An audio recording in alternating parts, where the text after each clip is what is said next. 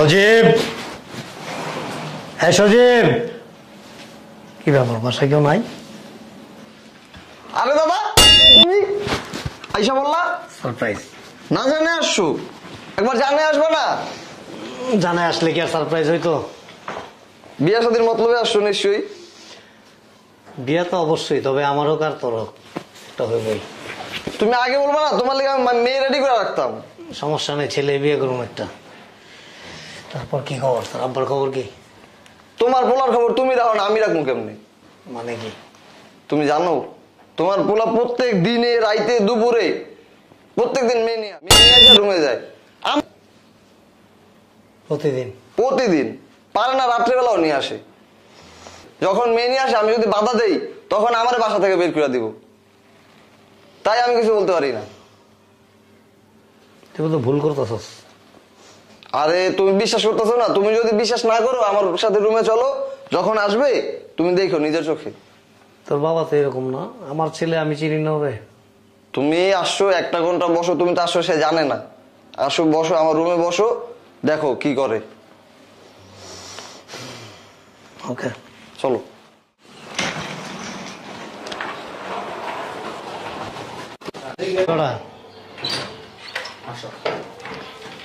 এই তোমাদের বাসায় কেউ না? আমাদের বাড়িতে আমি ছাড়া আর কেউ নেই। কোনো ঝামেলা হবে না তো? কোনো ঝামেলা নেই। যদি কেউ আসে? আসলে কি হবে? যদি কোনো প্রবলেম হয়? আমি আছি না।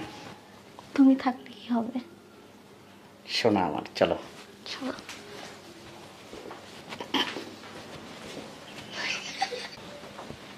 দাদা দেখছো নি তোমার পোলার কারবার?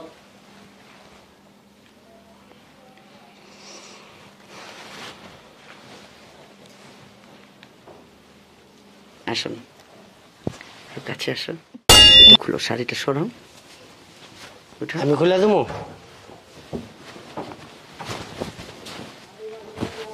আমি খুলে দিই কাপড়টা। কি দাদা এবার বুঝছো? তোমার পোলা যে তলে তলে টেম্পো চালায়, বুঝছো? নিজে হাতে নাতে প্রমাণ পাইছো। ছি ছি ছি, তোরে নিয়ে কত গর্ব করতাম আমি। হ্যাঁ, আমি প্রত্যেকের কাছে আমি প্রাউড ফিল করতাম যে আমার ছেলে আর 10টা ছেলের চাইতে অন্যরকম, সম্পূর্ণ ভিন্ন।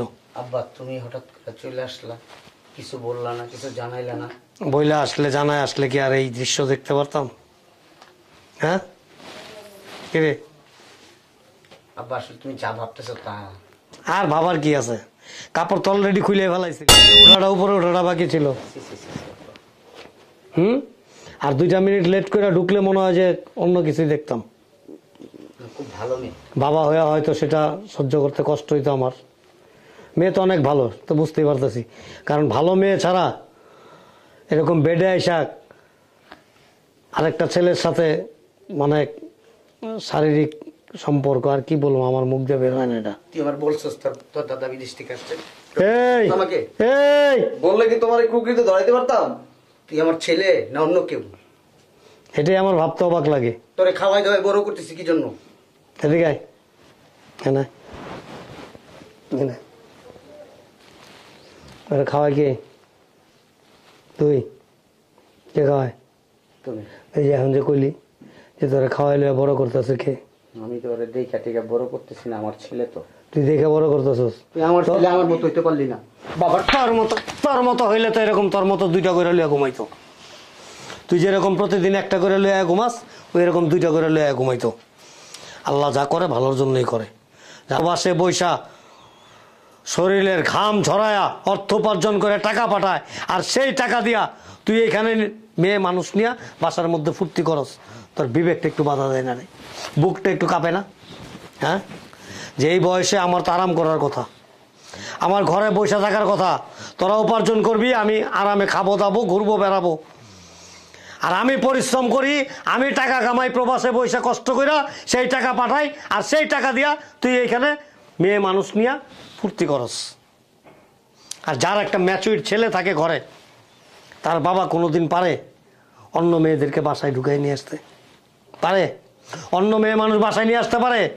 লজ্জা নাই তোর? চক্ষু লজ্জা নাই? সরি। সরি শব্দটা অনেক ছোট্ট, অনেক ছোট্ট একটা শব্দ, মাত্র কয়েকটা অক্ষর।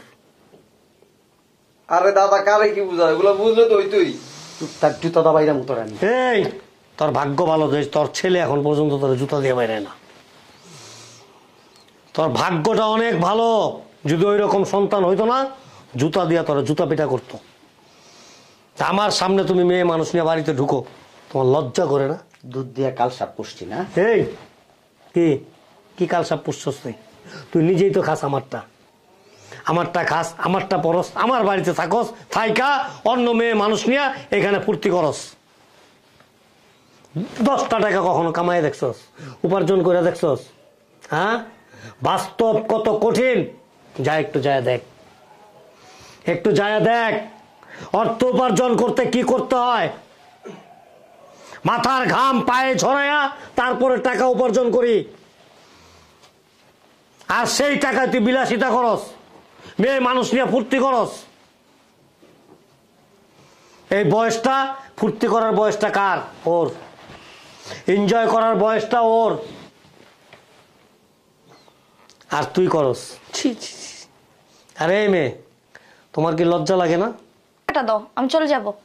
তুমি কাজ করলে করো, না করলে নাই। আমার সময় নষ্ট করো না। আরে কিসের টাকা গুনতেছো আমার সময় নষ্ট করে?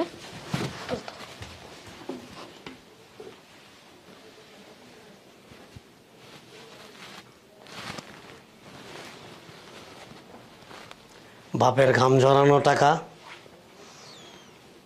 ছেলে মেয়ে মানুষ নিয়ে ফুর্তি করা, আর এরকম বান্ডিলটা ধরে নিয়ে গেল। তোর তো একটু কষ্ট লাগলো না?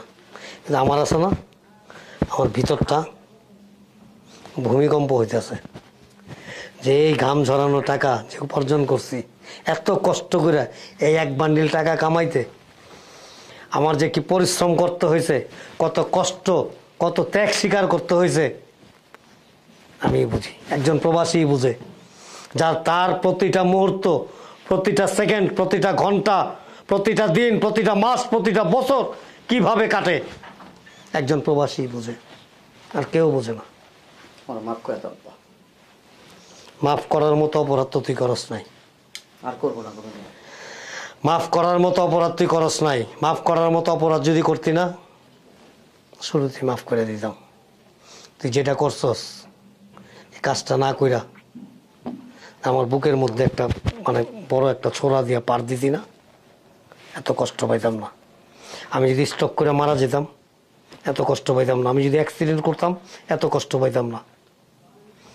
আমি 25-30 বছর প্রবাস কইরা যে কষ্ট না পাইছি, তার চাইতো অনেক অনেক গুণ বেশি কষ্ট তুই আমার দিছস। মৃত্যুর আগ পর্যন্ত প্রবাস করতে পারতাম। এখন এই বয়সে আমার প্রবাস করার কথা না তো। কেন করছি জানোস? তোর মুখের দিকে তাকায় যে তুই মানুষের মতো মানুষ হবি, তুই তো কিছু করতে পারস না। তারা কি লিগে যা, যা করার তো করছো, যা সাইড লিগে দে। এই দাঁড়া, কেন কই যাবো? বাড়িতে ভাই করে তুমি বুঝবি। তোরে তো বাইর করে দেবো, তোরে বাইর করে দেবো আমি এখন। তোরে বাইর করে দেবো। ওই অর্থ সম্পদ সয় সম্পত্তি যা কিছু আছে সব আমার, আমার রক্তে মাংসে করা। আমার এগুলো আমার আমার আমার বাপের মানে আমার। তোর নামে লিখে দিছি, তোর নামে লিখে দিছি, তোর নামে লিখে দিছি আমি বাইচে আছি এখন, স্টিল নাও। আরো দিল দাও মাফ বাইরে। করছিলাম তাও শুনেন নাই। বাইরাস না কে বাইরা?